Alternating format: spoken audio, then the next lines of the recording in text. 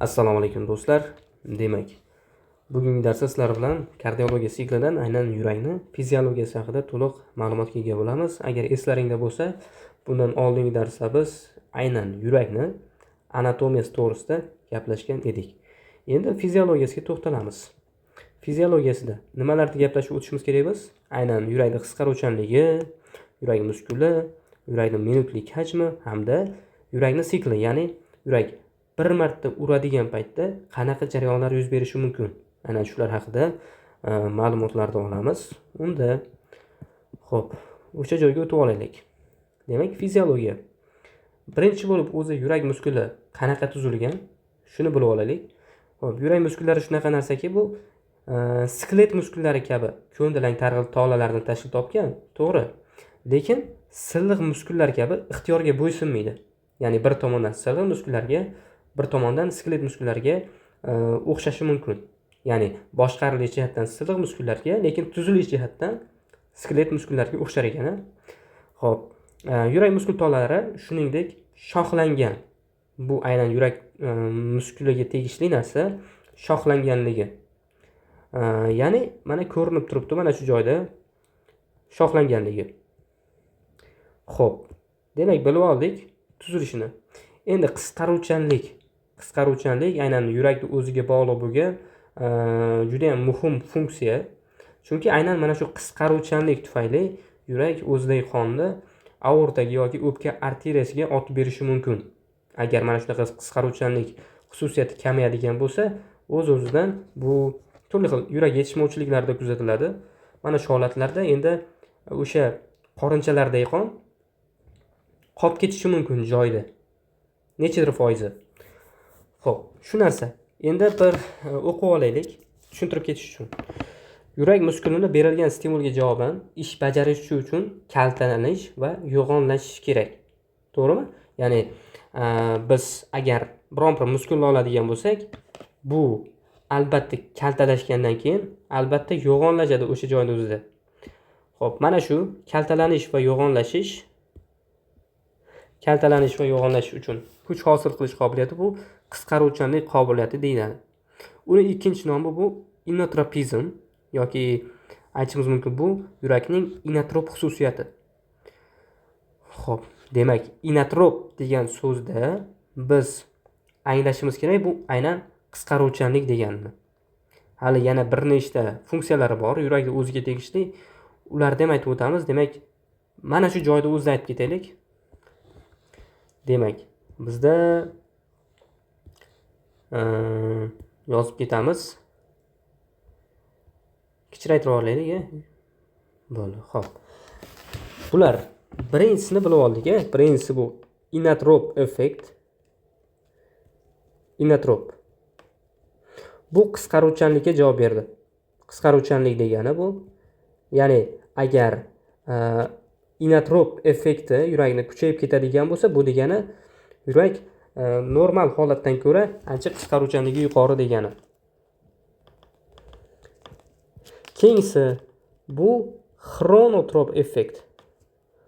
Xronotrop. O'zi xrono nima edi? Xrono degani bu vaqt degani. Aynan shundan kelib chiqib bilib olsak bo'ladi, bu yurakning urish tezligi. Yurak urish tezligini bildiryapti. Agar misol uchun bizda turli xil manfiy yoki musbat inotrop yoki xronotrop effektni beradigan turli xil moddalar mavjud. Bulardan olaylik adrenalin. Oddiy misol qilib adrenalinni oladigan bo'lsak, bu aynan musbat ta'sir qiluvchi mediator hisoblanadi, aynan inotrop, xronotrop effektlariga. Ya'ni agar adrenalin qabul qilinadigan bo'lsa yoki oshib ketadigan bo'lsa, o'z-o'zidan bu musbat xronotrop effekt berdi. Bu degani yurakni urish tezligi o'z-o'zidan oshdi degani. Demak, xronotrop effekt bu yurakning urish tezligi. Yurak urish tezligi. Xo'p, keyingi effekt bu dromotrop. Dromotrop effekt bu nima degani? Bu degani xo'p, o'tkazuvchanlik. E'tibor bermaysiz, mana shu r massi. Xo'p. O'tkazuvchanlik. Bu nima degani? Bu aytaylik bizda sinus tugunlar bor. Aytaylik birinchisi sinoatrial tugun. Keyingisi ava tugun, ya'ni atrioventrikulyar tugun. Aynan mana shu sinus tugundan atrioventrikulyar tugunga o'tkazuvchanlikni, tezligini qanchalik o'tishi aynan mana shu dramatrop effektiga bog'liq. Haligi biz siz bilan aytgan adrenalin aynan shuning uchun ham, dramatrop effekt uchun ham musbat ta'sir ko'rsatadi va natijada sinoatrial tugundan ava tugunga impulsni o'tishini tezlashtiradi. Ya'ni musbat dramatrop effekt. Musbat inotrop, ya'ni qisqaruvchanlikni oshirdi. Aynan adrenalin o'zi, misol uchun. Keyingisi xronotrop effekt bo'ldi. Keyingisi dramatrop effekt hamda to'rtinchisi ekan. To'rtinchisi bu batmatrop effekt. Batmotrop. Bu nima degani? Bu degani aynan yurakni impulslarga nisbatan sezuvchanligi. Impulslarga nisbatan. Misol uchun aytaylik, sinoatrial tugundan normal holatda qancha impuls chiqardi. Qanchadir quvvatda impuls chiqadi va o'sha aynan yurakni ava tugunga o'tgandan keyin yurakni qorinchasini qo'zg'ata oladi. Purkinje tolalariga o'tkazilgandan keyin impuls. Lekin agar mana shu batmatrop effekt tushib ketadigan bo'lsa, normal holatdagi yurakdan chiqadigan avtomatik impuls yurakda yetarlicha qo'zg'ata olmasligi mumkin. Mana shu narsa bu yurakning impulslarga nisbatan javobi. Ya'ni normal holatda impuls keldimi? Impuls keldi, u endi javob berish kerak o'shanga. Aynan mana shu narsa batmatrop effektiga bog'liq. Yozib qo'ylik, impulsga nisbatan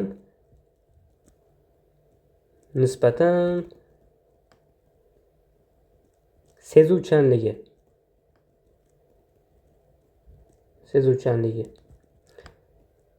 Xo'p, demak bilib oldik.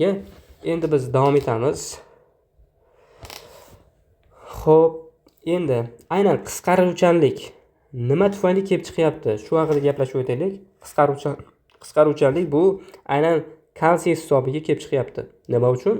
Aynan muskul hujayralari ichiga kalsiy kirgani hisobiga qisqarishi mumkin. U silliq muskul bo'ladimi yoki skelet muskuli bo'ladimi, farqi yo'q. Ikkalasida ham aynan asosiy o'rinni egallaydigan ion bu aynan kalsiy hisoblanadi. Kalsiy hisobiga muskullar qisqarishi mumkin. Xo'p, endi mana shu qisqaruvchanlikdan bizda haydash fraksiyasi kelib chiqadi. Haydash fraksiyasi nima edi? Haydash fraksiyasi bu agar eslaringda bu yo'q, endi o'tamiz uni. Xo'p, haydash fraksiya bu shunaqa narsaki, normal holatda olaylik, chap qorinchada qancha qon bo'lardi? 140 millilitr qon bo'ladi normal holatda. Ya'ni diastola holatida, qisqarmagan holatda.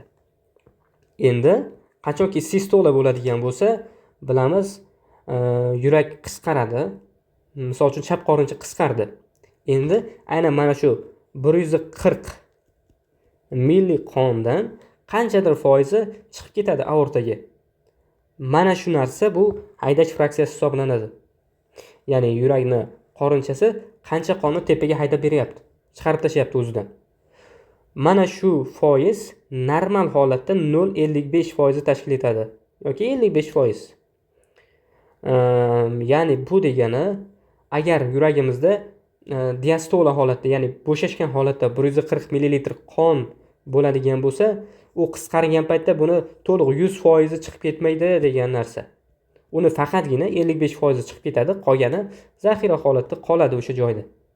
Yurakda o'zida. Faqatgina 45%, 55% chiqib ketyapti, 45% joyida qolyapti. O'zgarmasdan. Demak, tushundik, mana shu narsa bu haydash fraksiyasi hisoblanadi. Agar 55 dan tushib ketadigan bo'lsa, bu yurakda qandaydir sistolik disfunksiya bo'lyapti. Agar 55% dan oshib ketadigan bo'lsa, bu qisqaruvchanlikda oshishi hisoblanadi o'z-o'zidan. Xo'p, endi biz sizlar bilan aytdik hali inotrop effekt bu. Inotrop effekt qisqaruvchanlik degani deb aytib o'tdik. Endi bizda musbat hamda manfiy inotrop agentlar mavjud. Ya'ni aynan qisqaruvchanlikni oshiruvchi musbat hamda tushiruvchi qisqaruvchanlikni kamaytiruvchi turli xil agentlar mavjud. Shular haqida gaplashib o'taylik. Manfiy inotrop agentlar qisqaruvchanlik pasayishiga olib keladi, musbatlar esa uni kuchayishiga. Endi birinchi bo'lib musbat inotrop agentlar haqida gaplashamiz, ya'ni qisqaruvchanlikni oshiruvchi. Bulardan birinchisi mana shu jadvalga e'tibor beramiz. Bu bizda yurakni urish tezligi. Agar yuragimiz tezlashadigan bo'lsa urishda, mana shu holatda har bitta qisqargan paytda uning ichiga kalsiy kirardi normal holatda. Endi qisqarishlar soni ko'paygani hisobiga yurak muskuli hujayrasining ichiga kalsiy normal holatdan ko'ra ko'proq kiryapti va natijada uni qisqaruvchanligi ham oshib ketyapti. Ko'rdik-a? Agar urish tezligi oshyapti degani, bu uning qisqaruvchanligi ham oshyapti degani. Lekin buni chegarasi ham bor. Keyingi holat bu ekstrasistoliya holati. Bilamiz, normal holatda aytaylik, yuragimiz shunday uryapti-da. Mana unday urib ketyapti-da. Misol uchun, xo'p, chizib ko'rsatyapman misol uchun. Mana bunday urdi misol uchun, keyin yana urdi bitta. Lekin ekstrasistoliya degani bu mana bu joyda bitta urib qo'yishi. Ya'ni normal holatdan ko'ra qo'shimcha qisqarish, navbatdan oldin qisqarish. Ya'ni o'zi normal holatda hozir mana ko'ryapmiz orasini. Mana bu joyda qisqarish kerak edi, lekin bu navbatdan oldin qisqarib qo'yapti. Navbatdan oldin. Endi bu nima degani? Agar navbatdan oldin qisqaradigan bo'lsa, ana shu ekstrasistoliyani demak qisqaruvchanligi kam, lekin undan keyin keladigan qisqaruvchanlik bundan ancha baland bo'lishi mumkin. Bundan ancha baland bo'ladi. Mana shu narsa. Demak, tushundik-a? Ekstrasistoliya bo'lgandan keyin yurakda qisqaruvchanligi bitta oshib ketadi. Keyin yana o'z joyiga qaytadi. Demak, endi hozir ko'rganimiz bu yurakda urish tezligi bo'ldi. Birinchi rasmda yurak urish tezligi oshsa, uni qisqaruvchanligi ham oshyapti. Ikkinchisida ekstrasistoliyadan keyingi yurak urishi. Endi bizda keyingisi bu aynan katexolaminlar, ya'ni adrenalin hamda noradrenalinlarning ta'siri. Ya'ni bular yurakda biz bilamiz beta 1 retseptorlar joylashgan. Aynan shularga ta'sir qilish hisobiga ko'proq kalsiy kanallarini fosforillaydi. Endi ko'proq kalsiy kanallari fosforillandi degani bu aynan yurak hujayrasi, muskul hujayralarining ichiga ko'proq kalsiy kiradi degani. Va o'z-o'zidan yurakda qisqaruvchanligi oshadi. Xo'p, keyingisi bu yurak glikozidlari yoki digitalis deymiz. Bu asosan shunaqa dori yurakni qisqaruvchanligini oshirib beruvchi. Bu asosan yurak yetishmovchiliklarida ishlatiladi. Chunki aynan yurak yetishmovchilik bo'lgan bemorlarda yuragi normal holatda qisqara olmaydi. Kuchsizlanib qoladi. Aytaylik, bizda 55% dega fraksiyani hali. Ya'ni 140 ml qon bo'ladigan bo'lsa chap qorinchada, buni 55% tashqariga chiqib ketishi kerak edi normal holatda. Lekin endi yurakni yetishmovchilik bo'lgan bemorlarda chiqib ketishi mumkin 30-35% xolos. 30-35%. Endi ko'ryapmiz, yurakda ko'proq qon ketyapti, qolib ketyapti. Natijada bu yurakka nagruzka berib, yurakda gipertrofiyalarga ham sabab bo'lishi mumkin. Aynan shuning uchun buni kuchaytirish maqsadida ularga yurak glikozidlari beriladi. Yurak glikozidlari qanaqa ta'sir qiladi? Bu yurakni urish tezligini oshirmaydi. Yurak urish tezligini oshirmaydi. Bu aynan qisqaruvchanlikni oshirib beradi. Qaysi holatda ko'paytirib beradi? Qanaqa mexanizm bo'yicha? Bu ham xuddi shunday, ya'ni bettalarga o'xshash, ya'ni hujayra ichida kalsiy konsentratsiyasini orttirishi hisobiga qisqarish kuchini ortishiga sabab bo'ladi. Qisqarish kuchi oshyapti. Mana aytib ketdik sizlar bilan, shuning uchun ham yurak glikozidlari o'tkir va surunkali yurak yetishmovchiliklarida qo'llaniladi. Tushunarli? Xo'p, Mana shu gap. Demak, qisqaruvchanlikni oshiruvchi faktorlar. Bular qaysi bo'ldi? Bu yurakni urish tezligi, ekstrasistoliya, bitta bir adrenal retseptorlarga ta'sir qiluvchi katexolaminlar, ya'ni adrenalin, noradrenalin hamda yurak glikozidlari turkmaga kiruvchi dorilar. Xo'p, misol uchun digitaksi. Endi bizda aynan mana shu yurakda qisqaruvchanlikni kamaytiruvchi omil bor. Bu parasimpatik nerv sistemasi, ya'ni nervus vagus yoki 10-nerv, juft nerv bilamiz. Mana shu parasimpatik nerv sistemasi bu kalsiyni hujayra ichiga kirishni kamaytirib beradi. Endi o'z-o'zidan hujayraning ichiga kalsiy kirishi kamaydi degani bu uni qisqaruvchanligi kamaydi degani. Xo'p, tushunarli. Endi bizda qorinchalardagi muskul holati. Buni tushunishga ozgina tasavvurni kengaytiramiz va tushunib olamiz. Xo'p, birinchisi bu preload, ikkinchisi afterload. Bu tushunchalar nima? Bular haqida endi sekin ma'lumot olamiz. Preload o'zbekcha ma'nosi bu hajm yuklamasi. Hajm yuklamasi o'zi nomidan ma'lum. Ya'ni aytaylik bizda diastola bo'lib turibdi yurak. Aynan mana shu holatda yurak qancha qonni o'ziga olyapti. Ya'ni yurakni bo'shashgan holati preload hisoblanadi. Yurakni bo'shashgandagi hamda uni qanchalik darajada qonni, qaytib kelgan qonni sig'dira olish qobiliyati preload hisoblanadi. Diastol oxirida kardiomaytlarning qay darajada cho'zilganligini o'lchovi. Tushunarli?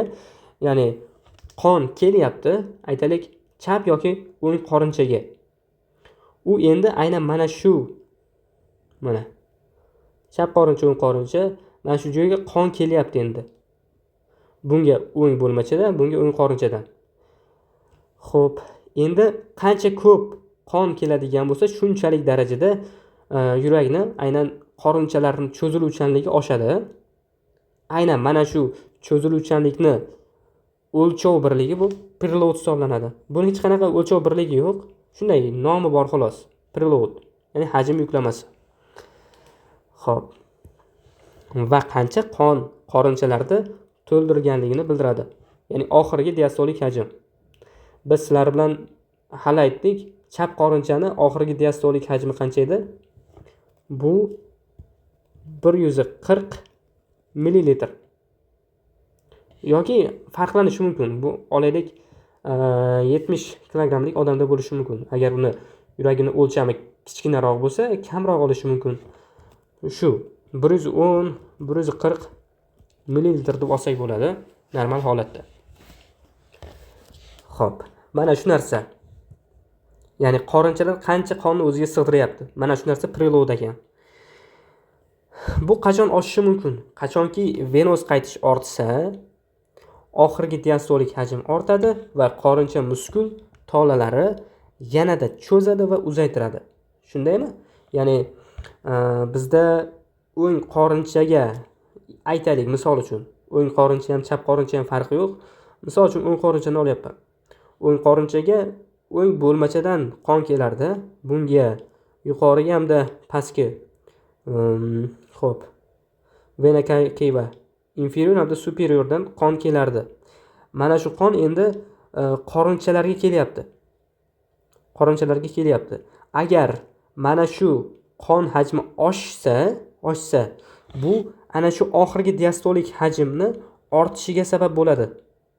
Ortishiga hamda qorincha muskul tolalarini yanada cho'zilishiga hamda uzayishiga sabab bo'lar ekan. Shunday preloadni. Endi biz afterloadga o'tamiz. Afterload nima bu? Afterload qarshilik yuklamasi. Qarshilik yuklamasi degani hozir bitta o'qib olaylik, keyin tushunib ketamiz. Chap qorincha uchun aorta bosimi qarshilik yuklamasi hisoblanadi. Chap qorincha uchun. Endi o'ng qorincha uchun esa bu o'pka arteriyasi. O'pka arteriyasi. Bilamiz, mana chap qorincha deylik, misol uchun. Chap qorincha qonga to'lib turibdi, ya'ni 130-140 millilitr qon o'zida tutib turibdi. Bu endi aortaga haydab chiqarish kerak qonni. Agar bizda mana shu aortada bosim yuqori bo'ladigan bo'lsa, bu o'zidan qonni haydashga qiynaladi. 140 ml qonni qanchadir foizini chiqarishga qiynaladi. Va mana shu narsa bu afterloadni oshgani hisoblanadi. Agar bosim oshdi degani aortada bu afterload oshdi degani. Ya'ni qarshilik yuqoriga ko'tarildi degan. Agar yo'q, aortada bosim past bo'ladigan bo'lsa, bu bemalol mana shu 140 ml qonni nechadir foizini yuqoriga haydab berishi mumkin. Xullas tushundik, bu chap qorincha uchun aorta bo'ldi, o'ng qorincha uchun o'pka arteriyasi bo'ldi. Xo'p, endi venoz qaytish ortsa, oxirgi diastolik hajm ortadi, shunaqa. Buni aytdik. Afterloadni oshiruvchi faktorlar. Afterloadni. Ya'ni mana shu qarshilik yuklamasini oshiruvchi faktorlar qaysi edi? Bu hozir sizlar bilan birinchisini ozgina bo'lsa ham tushunib ketdik. Sistemik gipertenziya. Ya'ni aortada bosim yuqori bo'ladigan bo'lsa, bu o'z-o'zidan afterloadni oshishiga sabab bo'ldi. Keyingisi bu qon qovushqoqligining ortishi. Qon qovushqoqligi ortgan, ya'ni qon ancha quyuqlashgan. Yaxshi harakatlanmayapti qon. Mana shu holatda ham bu yuragimiz qonni haydashga qiynaladi o'z-o'zidan. Keyingisi bu aortal klapan stenozi. Ya'ni mana bu joyda yarim oysimon klapan bor edi. Biz anatomiya qismida aytib o'tdik. Mana shu agar stenoz bo'ladigan bo'lsa, ya'ni yaxshi ochilmaydigan bo'lsa, bu aorta tarafga ochilardi o'zi. Mana aorta tarafga ochilyapti. Bu yo'q, yaxshi ochilmayapti. Va mana shu stenoz ham aynan afterloadni oshishiga sabab bo'lishi mumkin. Keyingisi bu qorincha dilatatsiyasi. Qorincha dilatatsiya bo'lgan paytda u yetarlicha qisqarish kuchini yo'qotadi va natijada shunday afterload oshishiga sabab bo'lishi mumkin. Xo'p, endi o'ng qorinchani aytdik, o'pka arteriyasi bo'ldi. Bu o'ng qorincha uchun qarshilik yuklamasi. Oshiruvchi faktor o'pka gipertenziyasi. Agar o'pkada gipertenziv holat yuzaga keladigan bo'lsa, o'z-o'zidan o'ng qorincha uchun afterload oshishi mumkin. Chunki o'pka arteriyasida bosim yuqori. Tushunarli? Demak, preload, afterload. Xo'p, nima qilaylik? Bir yo'la o'qib ketaylikmi shuni? Mayli, o'qib ketamiz. Faqat asosiy joylarini aytib beraman. Demak, preload nima edi? Preloadni bitta ma'no bilan biz ventricular filling deb atashimiz mumkin. Ya'ni qorinchalar to'lishi. Ikkita qorinchani oladigan bo'lsak, aynan mana shu qorinchalarda to'lishini biz preload deymiz. Endi preload can be affected by factors such as qaysi nimalar tufayli? Qaysi faktorlar tufayli? Aynan preload oshishi mumkin ekan. Bu blood volume, ya'ni qon bosimi, venous return, atrial contraction. Biz sizlar bilan aytib ketdik, qon sig'imi.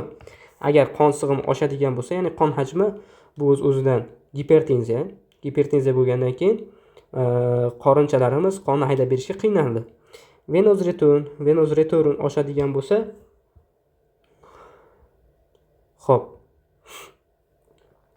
Bitta mana bu joyda xato qilib ketdim. Qorinchalar qiynalmaydi haydashga. Faqat blood volume bu mana bu joyga keladigan qonni hajmini oshishiga sabab bo'lyapti. Venous blood volume'ni oshishi. Ya'ni agar bizda chap bo'lmacha va o'ng bo'lmachalarda qon normal holatdan ko'ra ko'payib keladigan bo'lsa, bu o'z-o'zidan aynan qorinchalarga ham shunchalik darajada ko'proq qonni kelishiga sabab bo'ladi. Va mana shuni hisobiga bu ventricular filling, ya'ni qorinchalarda to'lishi ko'payishiga olib keladi. Keyingisi venous return, bu ham xuddi shunaqa. Keyingisi atrial contraction. Xo'p, atrial contraction, ya'ni bo'lmachalarni qisqaruvchanligi oshib ketishi. Agar bo'lmachalar normal holatda bo'shashadi nechadir sekunddan keyin, yo'q, bunaqa emas. Bu agar qisqaruvchanlik qobiliyati oshib ketadigan bo'lsa, o'z-o'zidan bu qorinchalar to'lishini yuqori bo'lishiga olib keladi, ya'ni preloadni oshishiga. Endi afterload ko'raylik. Afterload nima edi bu? Resistentlik, ya'ni mana bu joyda o'qib beraman. Afterload is mainly influenced by the peripheral vascular resistance and the tone of arterioles. Aytyapti, afterload bu ta'sirlanishi mumkin, ya'ni afterloadga ta'sir qilishi mumkin bu periferik qon tomir rezistentligi, ya'ni gipertenziya xullas olganda mana shu, hamda arteriolarni qanchalik darajada torayganligi yoki kengayganligi. Agar arteriola torayadigan bo'lsa, toraygan holatda bo'ladigan bo'lsa, bu o'z-o'zidan aynan gipertenziv holatni keltirib chiqarishi mumkin va qorincha yetarlicha qonni haydab berishga qiynalishi mumkin. Xullas bosim oshib ketadi mana bu joyda. Bosim oshib ketadi. Shuni hisobiga qorincha qiynalyapti qonni haydab berishga. Mana shu narsa, demak, afterload va preload tushunchasi. Endi biz aynan yurakni muskuliga tegishli bo'lgan bitta qonun bor. Shu haqida gaplashib o'taylik. Bu nima? Bu Frank-Starling qonuni. Mana bu yerda hammamiz deyarli yoshlikda o'ynagan nima deydi endi bizning tilda cho'zma deydi. Xuddi shunaqa o'ynaganmiz, otib ko'rganmiz. Kerak bo'lsa hozir ham biron bir narsada maqsadda ishlatib ko'rarmiz. Xullas, mana shunda ikkita lapsha bor, rezina xullas. Mana shu rezina. Yurakning muskuli ham xuddi shunaqa rezinaga o'xshab harakatlanadi. Ya'ni agar uni qancha ko'p cho'zadigan bo'lsak, mana bu rezinani, u mana bu joyga qo'yilgan toshni shunchalik darajada uzoqqa otib beradimi? Shunchalik darajada uzoqqa. Yurak ham xuddi shunaqa muskuli. Agar yurakda muskulini cho'ziluvchanligi qanchalik oshadigan bo'lsa, uni qonni otib berish darajasi ham shunchalik oshib ketadi. Tushunarli? Ya'ni uzunlik taranglik munosabati deyiladi. Ya'ni qanchalik darajada biz mana bu rezinani tortadigan bo'lsak, uni qo'yib yuborganimizdan keyin aynan mana shu joydagi tosh uzoqroqqa ketadi. Qorinchalarda misol uchun xuddi shunaqa. Agar ularga ko'proq qon keladigan bo'lsa, cho'ziluvchanligi oshadi yurakda va mana shu cho'ziluvchanlik oshganligi hisobiga agar u sistola holatiga o'tadigan bo'lsa, sistola holatida aynan shunday darajada ko'proq qonni otib berishi mumkin aortaga yoki o'pka arteriyasiga. Qisqacha qilib aytganda, mana shu narsa Frank-Starling qonuni hisoblanadi. Demak, endi bizda asosiy va muhim joyi bor, aynan yurakka tegishli bo'lgan. Bu nima? Bizda bilamiz, normal holatda klapanlar yoki yarim oysimon klapanlar yoki mana bunaqa mitral hamda trikuspital klapanlar, mana buni biz trikuspital, buni mitral, buni o'pka arteriyasi, buni esa aorta klapanlari deymiz, aorta klapanlari. Yarim oysimon klapanlar bunisi mitral yoki 2 tabaqali, bunisi 3 tabaqali yoki trikuspital deb nomlanadi. Aynan shular ochilib yopilish hisobiga yurakda qon normal holatda aylanib yuradi. Endi buni boshqaruvchi narsa nima o'zi? Boshqaruvchi narsa bu aynan bosim. Bosim hisobiga bular ochilib yopilib turiladi. Agar bosim bittasi o'zgarib ketadigan bo'lsa, bo'ldi. Bu klapanlarda qandaydir buzilishga sabab bo'lishi mumkin. Ya'ni qon qaysidir qismda qolib ketadi. Endi buni biz yaxshiroq tushunib olaylik. O'zi normal holatda aortada bosim qancha? Har birini bitta aytib ketamizda, keyin bitta oxirida mexanizmni tushunib ketamiz. Aorta mana, aorta. Bunda bosim qanchaga? Bunda o'zi bilamiz, normal holatdagi davleniyamiz sistoliga 120, diastoliga 80. Ya'ni agar chap qorinchamiz qonni aortaga otib beradigan bo'lsa, bu 120 ga chiqadi. 120 ga. Yo'q, diastola holatda yuragimiz, diastola holatida bu joyda bosim pasayadi va 80 gacha tushishi mumkin. 80 mm simob ustuni gacha. Xo'p. Endi biz o'pka arteriyasiga o'taylik. Mana o'pka arteriyasi qancha? Sistoliga 25, diastoli holatdagisi esa 10. Ya'ni agar o'ng qorinchamiz qonni otib beradigan bo'lsa, aynan o'ng qorin nima edi? O'pka arteriyasiga bu 25 mm simob ustunga chiqishi mumkin. Yo'q, bu qisqarmagan, ya'ni diastoli holatda bo'ladigan bo'lsa, bu 10 mm simob ustuniga tushishi mumkin bosimi. Xo'p, buni bildik. Endi biz o'ng tomondan boshlaymiz. O'ng tomondan. O'ng bo'lmacha birinchi bo'lib. O'ng bo'lmachani demak diastolik, sistola holatdagisi bu 0. Nima uchun? Chunki sistola paytida aynan bo'lmachalar bo'shashgan holatda, qorinchalar esa toraygan holatda bo'ladi. Shuning uchun ham buni bosimi past. Buni keyinroq yana ham tushunib ketamiz. Shuni hozir eslab olaylik, bir ko'rib. Sistola holatda 0, diastola holatda esa 4 mm simob ustuniga teng. Aynan o'ng bo'lmachani bosimi.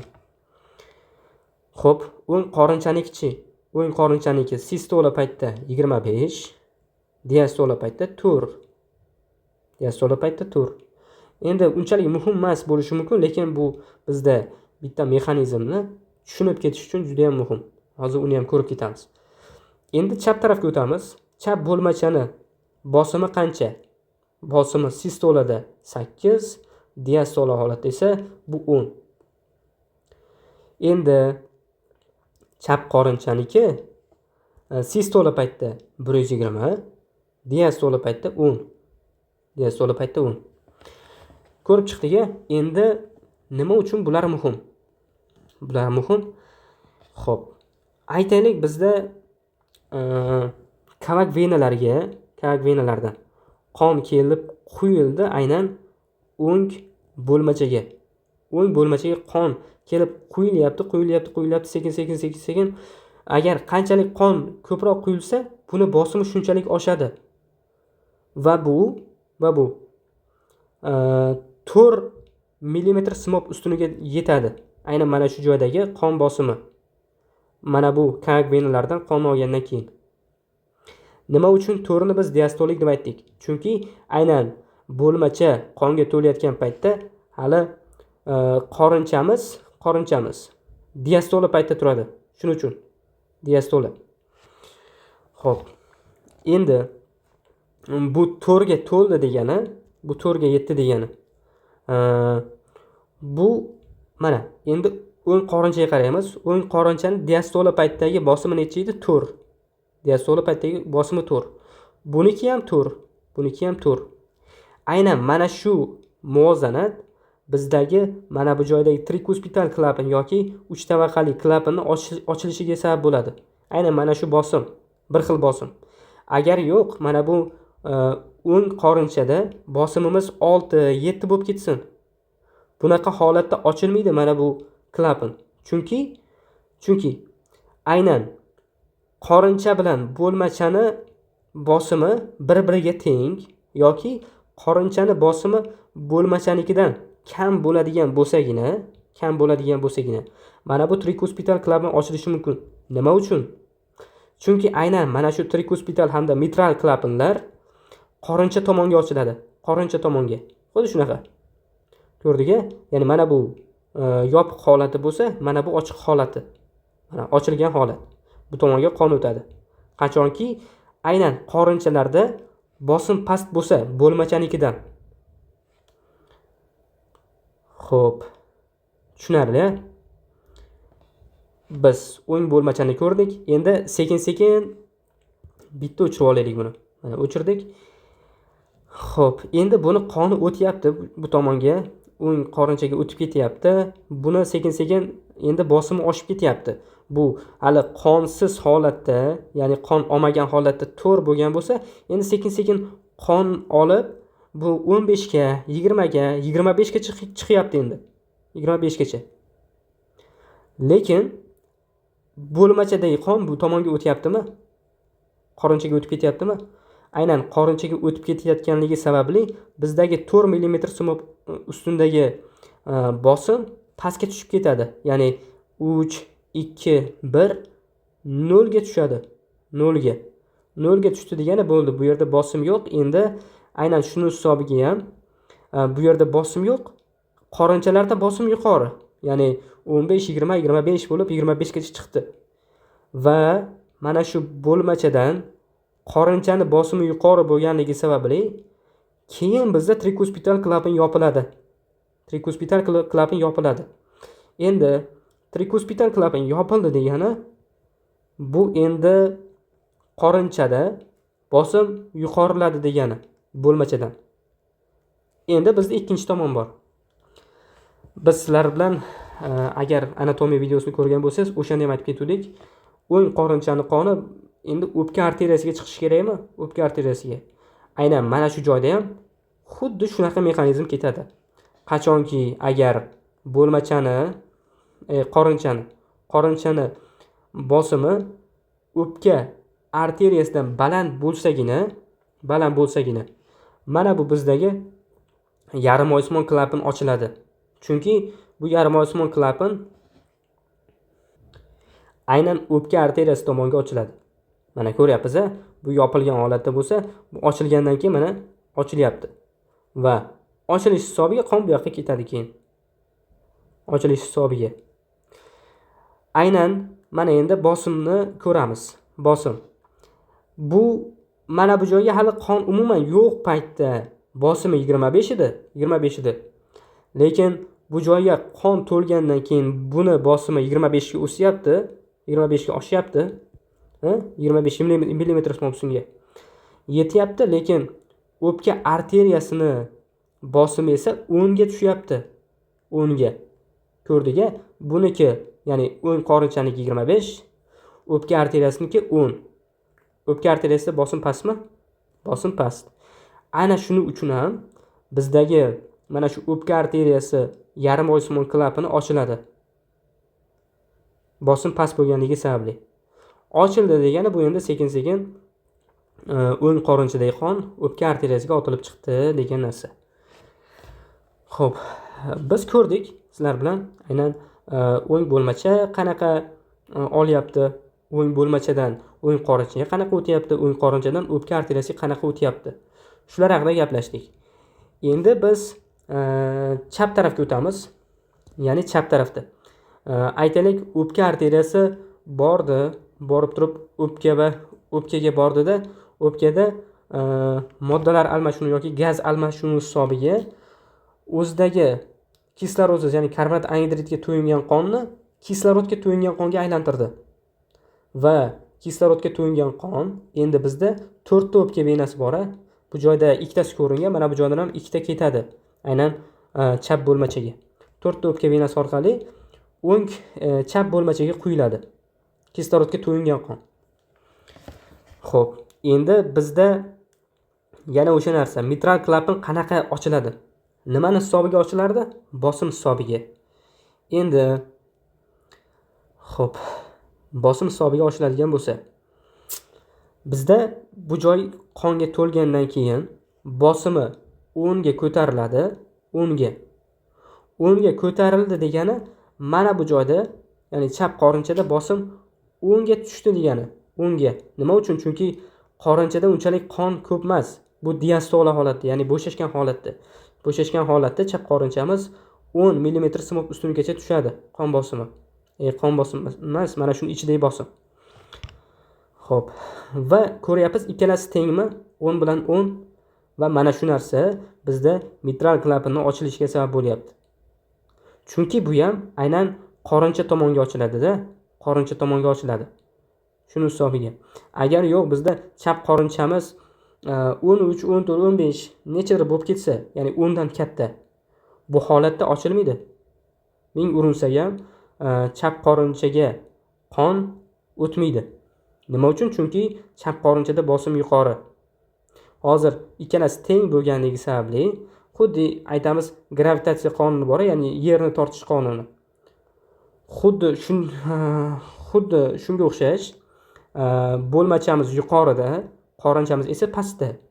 Aynan shuning uchun ham bizda yerni tortish qonuni bizda mana bu mitral klapanning ochilishiga sabab bo'lyapti. Ko'rdik-a? 10 ga 10. Endi aytaylik bizda chap bo'lmachadan qon chap qorinchaga o'tyapti. Bu o'tyapti degani endi uni bosimi pasayapti degani. Pasayapti. Uni bosimi pasayapti-da. Xo'p.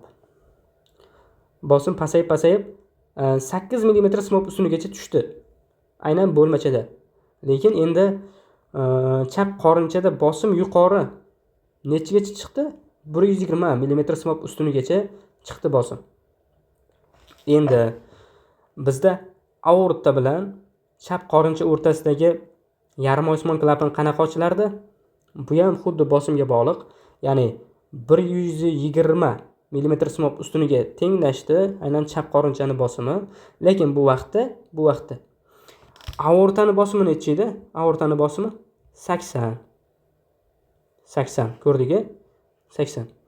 Endi ko'ramiz. 120 kattami, 80 kattami? 120 katta. Aynan shuning uchun ham bu bosim beradi bizdagi mana bu yarim osmon klapanga va bu ochiladi. Xuddi o'pka arteriyasini yarim osmon klapani singari bu ham aorta tomonga ochiladi. Xuddiki bunaqa. Va ochilish hisobiga qon chiqadi. Aortaga chiqadi, xuddi shunaqa yo'nalishda. Tushunarli? Chiqdi va to'qimalarni to'liq qon bilan ta'minladi. Shu narsa, eng muhim narsalardan biri aynan shu edi, ya'ni bosimlar munosabatini tushunish. Xo'p, endi bizda nima bor? Yurak harakat halqasi yoki yurak sikli, aynan mana shu narsa yurak harakat halqasi. Demak, bu nima? Yurak harakat halqasi shunaqa narsaki, bu yurakda harakatni ko'rsatuvchi narsa. Aytaylik, bizda birinchi bosqich nima bu? Izometrik qisqarish. Ya'ni hozir tushunib ketamiz. Bu holatda hali hech qanaqa qisqarish yo'q. Izometrik qisqarish degani xullas diastola holat degani. Diastola. Chunki bizda oxirgi diastolik hajm mavjud. Oxirgi diastolik hajm qancha edi? 140 mm simov ustuniga teng. 140 ml ga simov ustunidan bosimga o'tib ketib. Xo'p. Qorincha bosimi past, chunki qorincha muskuli bo'shashgan holatda. Shundaymi? Ya'ni qorincha muskuli bo'shashganligi sababli u 140 ml qonni o'zida jamlayapti. Endi qo'zg'alish paytida qorincha qisqaradi va qorincha bosimi ortadi. Chap qorinchadagi bosim chap bo'lmachadan yuqori bo'lganda mitral klapan yopiladi. Xo'p, mitral va aortal klapanlar berkligi uchun qorinchadan qon chiqib keta olmaydi. Aynan bizda muhim joyi mana shu narsa. Aynan oxirgi gap. Mitral va aortal klapanlar berkligi uchun qorinchadan qon chiqib keta olmaydi degan narsa. To'g'ri, bizda hozir diastola holatda qorinchamiz 140 ml qonni olgan va mana shu holatda u hali mana shu millilitr qondagi qorinchamiz hattoki mitral klapanni ham aortal klapanni ham ochilgani yo'q. Ikkalasi ham ochilmagan. Shuni hisobiga hech qanaqa qisqarishsiz klapanlar yopiq holatdagi holati bu izometrik qisqarish deb nomlanadi. Izometrik qisqarish. Mana endi jadvalga e'tibor beraylik. Mana 1 turibdi bizda. 1. 1da nimaga qo'yilgan? Aynan mana shuning uchun ham 1 qo'yilgan. Buni vazifasi nima edi? Mana millilitrni ko'rsatish. Mana to'g'risida nechi bor? 140 millilitr. Endi biz sekin-sekin 2 ga o'tamiz. 2. Xo'p, mana bu tomonga ham e'tibor beramiz. Bu nima edi? Left ventricular pressure, ya'ni chap qorinchani bosimi. 2 ga o'tganimizdan keyin bu chap qorinchani bosimini oshishiga olib keldi. Chap qorinchani bosimi oshyapti sekin-sekin. Mana 2 dan 3 ga o'tyapmiz. Ikkinchi nuqtada chap qorinchadagi bosim aortadagi bosimdan ortganda aortal klapan ochiladi. Shundaymi? Biz hali bosimni aytib o'tdik, farqini. Necha edi? Bizda qorinchani bosimi 120 ga chiqdi, chap qorinchaniki aortaniki esa 80 edi. 80. Aynan mana shu bosim farqi bizda aortal klapanni ochishiga olib keldi. qon aortaga haydaladi va qorincha hajmi kamayadi. Qorincha hajmi kamayapti. Bu fazada haydalgan qon hajmi zarb hajmi deb ataladi yoki ejection fraction deyiladi. Inglizchasiga ejection fraction. Buni biz aytib o'tdik hali. Agar eslaringda bo'lsa, zarb hajmini, ya'ni 55% normal holatda. Optimal holati 55%. Ya'ni chap qorinchaning 55% qoni chiqib ketadi tashqariga. Shuning uchun zarb hajmi bosim hajm halqasi kengligi orqali grafikdan o'lchanadi. 3-nuqtada endi 3-nuqtaga e'tibor beramiz. 3-nuqta nimani ko'rsatyapti? Mana bizda 3-nuqta. Bunda nechi? Bunda mana 70-75 oralig'i. 70 deb olaylik, mana 70. Nima uchun? Chunki aynan mana shu holatda qorinchamiz qonni haydab berib bo'lgan aortaga. Faqat bunda endi qoldiq, qonimiz qolyapti. Demak, mana 3-nuqta. Xo'p. 3-nuqtada chap qorinchada qolgan qon hajmi oxirgi sistolik hajm deyiladi. Ya'ni qonni otib berdi va o'zida qolgan qon hajmi. Nechi mana hisoblaymiz. 140 bo'lsa, diastola holatida, ya'ni hech qanday qisqarmagan holatda. U endi aytaylik 50% bo'lsin, 50% ejection fraction. Mana shu holatda 50% nechi edi? 140 da 70. 70 ml qonni haydab berdi aortaga va 70 ml qon o'zida qoldi. Ya'ni 100% haydab bermadi-da. Mana shu narsa bo'ldi. Endi 3-nuqtada qorincha bo'shashadi. 3-nuqtada qorinchadagi bosim aortadagi bosimga nisbatan pasaysa, aortal klapan yopiladi. Demak, mana shu joyga e'tibor beramiz. Qorinchadagi bosim aortadagi bosimga nisbatan pasaysa, aortal klapan yopiladi. Nima uchun? Chunki mana bu joyda ko'rdik. Biz sizlar bilan aortal klapan mana bu desak, aortal klapan bu tomonga ochilardi. Agar aortani bosim oshadigan bo'lsa, mana bu klapanga bosim beradimi va bosim bergani hisobiga bu sekin asta yopiladi. Qachonki chap qorinchani bosimi aortadan past bo'lsa. Endi yana barcha klapanlar yopiqligi tufayli bu faza davomida qorincha hajmi o'zgarmaydi. Ya'ni 70 ml holatda turibdi hali, hech qanaqa o'zgarmasdan. Endi qorincha to'lish fazasi 4-chi. Mana ko'ramiz 4-chini. 4-chi qorincha to'lish fazasi, bunda ham hali 70 turibdi. Nima uchun? Hozir ko'ramiz buni. Chap qorinchadagi bosim chap bo'lmachaga nisbatan kamaysa, mitral klapan ochiladi. Tushunali? Chap qorinchani bosimi chap bo'lmachaga nisbatan kamaysa. Necha edi o'zi? Ya'ni diastola holatida aynan chap qorinchamiz 10 mm simop ustuniga tengmidi? 10 mm. Sistolasida 120. Va hozir bu joyda nisbatan kamaysa deyilgan yoki tenglashishi ham mumkin. Chunki bizda chap bo'lmachamizda diastola paytidagi bosimi 10 edi-da, 10. Ya'ni 8 ga 10. Xo'p. Mana hozir unga e'tibor beramiz. Xo'p. Mana 8 ga 10.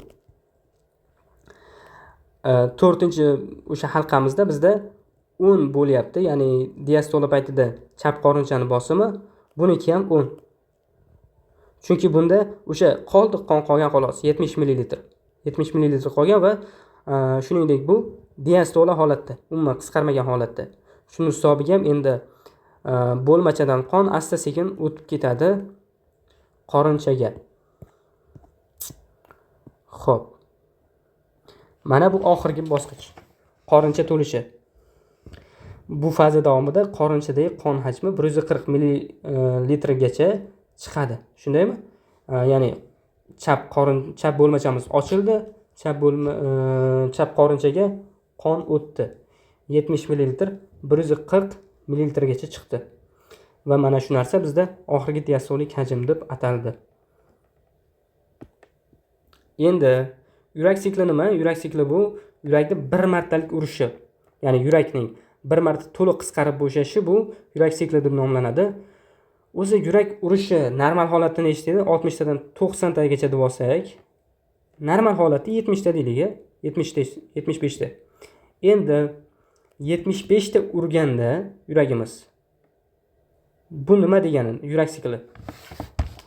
Buni bunday topamiz. 75 ta yuragimiz aynan 1 minutda uryaptimi? 60 sekundda.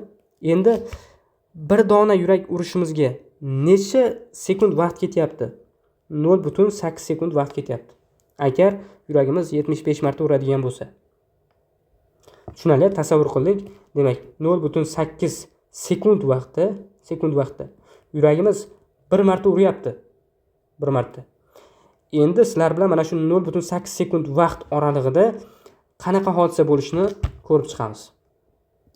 0.8 sekundda. Xo'p, ana 0.8 sekund oralig'ida shunaqa narsa bo'ladiki, bizda bo'lmacha bilan qorincha sikli bir-biridan farqlanadi. Ya'ni bo'lmacha sikliga keladigan bo'lsak, bo'lmachani sistolasiga, ya'ni qisqarishiga 0.1 sekund vaqt ketadi. 0.1 sekund juda ham qisqa. Lekin bo'lmachani diastolasiga, ya'ni qonga to'lishiga 0.7 sekund vaqt ketadi. 0.7 sekund.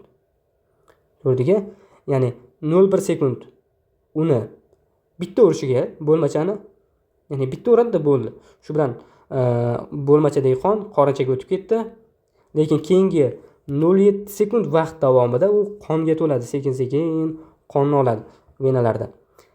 Xo'p, endi qorincha sikli ozgina farqlanadi. Chunki qorincha sistolasi 0.3 sekund, ya'ni chap qorinchani aortaga, o'ng qorinchani o'pka arteriyasiga qonni otib berishi uchun bizda 0.3 sekund vaqt ketyapti. Endi 0.8 sekunddan keyingi 0.5 sekund vaqt qolyapti, 0.5 sekund. Aynan 0.5 sekundda endi qonni o'ziga yig'ib olishga, ya'ni diastolaga ketyapti. Diastolaga. Xo'p, mana shu narsa, demak, bizda yurak sikliydi. Tushundingmi? Mana 0.8 sekund, 0.8 sekund. Bo'ldi, ikkalasi bir vaqtda sodir bo'lyapti, mana bir vaqtda sodir bo'lyapti. Ham bo'lmachada, ham qorinchada, lekin ikkalasini sikli bir-biridan farqlanadi. 0.1 sekund, demak, sistolaga bo'lmacha uchun, 0.7 sekund aynan bo'lmachalarda qonga to'lishi uchun, diastolasi uchun farqlanyapti. Va qorinchalarda esa 0.3 sekund bu uni qisqarishi uchun, qisqarib qonni haydab berish uchun, keyingi 0.5 sekund esa uni diastola holatda, hech qanaqa bo'shashgan holatda qonni yig'ib olish uchun sarflanyapti. Demak, mana shu narsa yurak sikliydi. Shu gap. Demak, menimcha fiziologiyadan to'liq o'tib bo'ldik. E'tiborlaring uchun katta rahmat. Unda sog' salomat bo'lasizlar. Keyingi darslardan boshlab biz yana turli xil ma'lumotlarni olishga harakat qilamiz. Demak, hammaga rahmat. Salomat bo'lasizlar.